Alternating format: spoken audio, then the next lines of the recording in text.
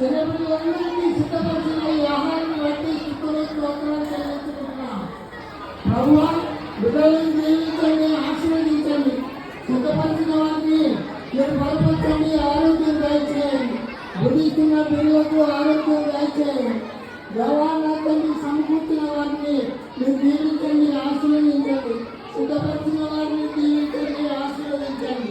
ఈ సమయంలో వేరే నాయకత్వం వహించి బిడ్డలు తెలుగు ప్రయాణవంతంగా సహాయంగా తోడుగా ఉండి నడిపించవలసింది మనోలేదు.